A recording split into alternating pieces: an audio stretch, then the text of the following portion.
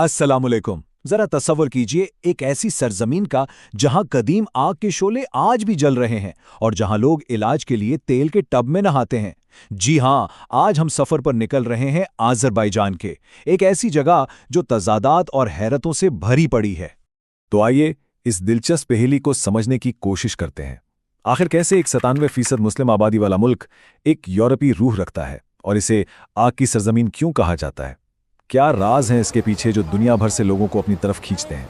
हर मुल्क की एक कहानी होती है और अज़रबाईजान की कहानी वो आग से शुरू होती है। तो चलिए वक्त में थोड़ा पीछे चलते हैं और इस मुल्क की कदीम तारीख के इन शोलों को महसूस करते हैं।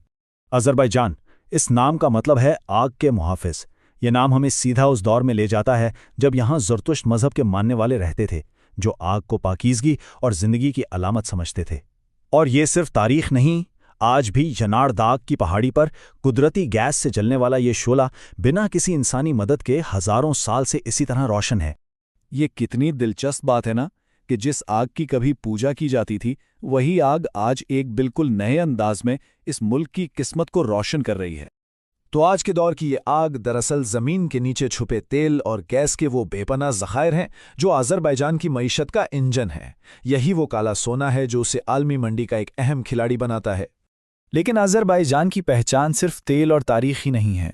इसकी असल खूबसूरती तो उसकी रोज़मर्रा ज़िंदगी की अनोखी रिवायात में है, जो किसी को भी हैरान कर सकती हैं।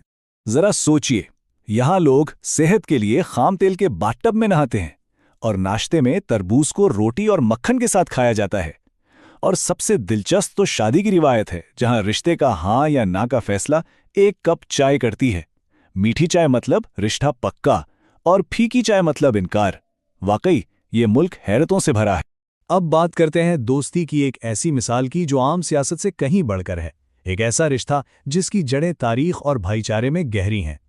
इस मजबूत रिश्ते की बुनियाद उस वक्त पड़ी जब अज़रबैजान ने सोवियत यूनियन से आज़ादी हासिल की। पाकिस्तान दुनिया के उन पहले ममालिक में से था जिसने अपने इस नए भाई को खुले दिल से तस्लीम किया। और जब निगोर्नो काराबाख का मुश्किल वक्त आया तो पाकिस्तान एक चट्टान की तरह अज़रबैजान के साथ खड़ा रहा।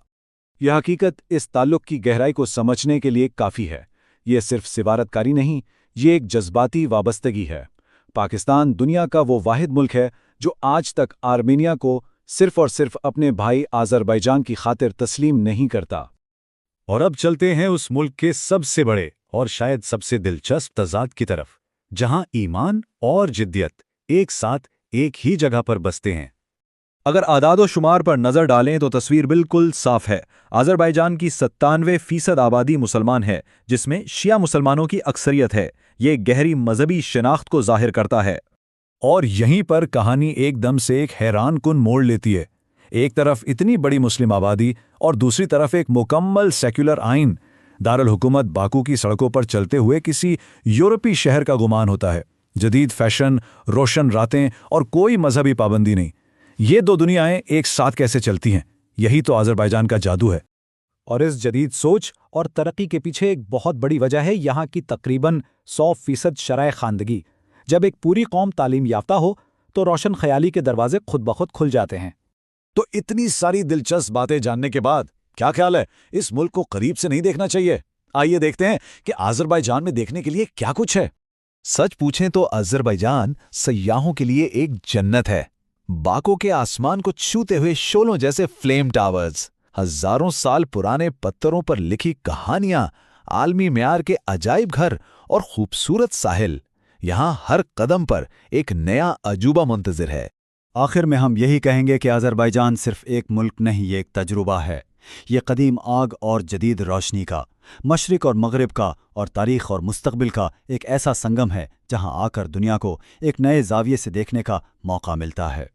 ये था हमारा सफ़र अज़रबैजान की सरजमीन पर। उम्मीद है आपको ये मालूमात पसंद आई होंगी। अगर ऐसा है तो इस वीडियो को लाइक करें और ऐसे ही मज़ीद दिलचस्प सफ़र के लिए हमारे चैनल ट्रेंड बायो को सब्सक्राइब करना ना भूलें। जल्द मिलेंगे एक नई कहानी के साथ।